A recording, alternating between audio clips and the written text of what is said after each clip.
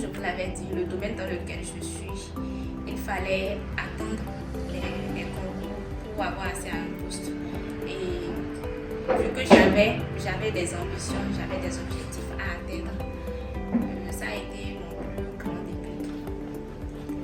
Plusieurs femmes m'ont inspiré, des femmes, notamment des femmes musulmanes, et qui sont dans divers domaines professionnels.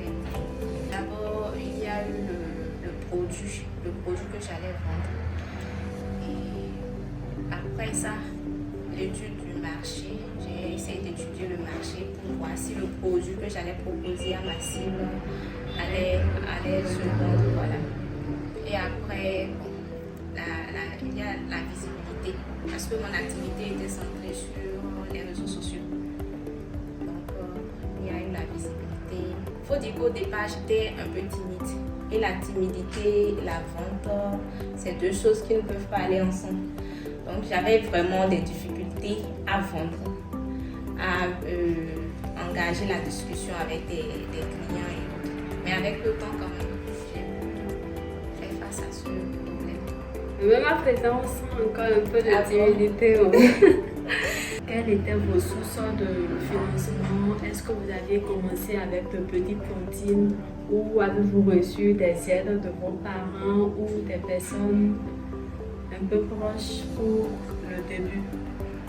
Quand j'ai commencé, je venais d'avoir ma licence. Je n'avais pas de moyens, de fonds de démarrage. Donc, ce sont mes parents qui m'ont aidé financièrement. Bon, l'avantage, c'est l'entrepreneuriat, c'est un monde dans lequel il faut avoir certaines compétences pour réussir. Donc, pendant mon parcours, j'ai appris beaucoup de choses. J'ai développé plusieurs compétences, notamment dans la vente, dans le développement personnel aussi.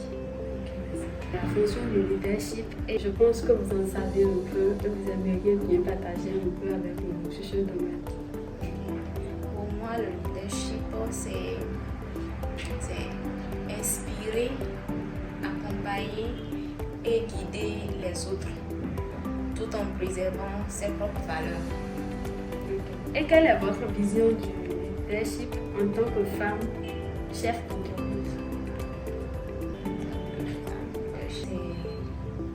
C'est d'inspirer les autres femmes et pourquoi pas ne pas les accompagner après. On est presque à la fin. Je vais vous demander quels conseils donneriez-vous aux femmes qui souhaitent entreprendre?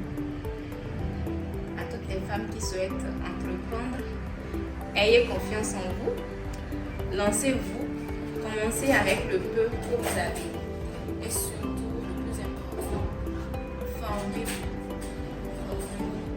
Parce que l'entrepreneuriat, ce n'est pas dormir à n'importe qui. Il faut avoir un certain état d'esprit, il faut avoir un mindset pour entreprendre.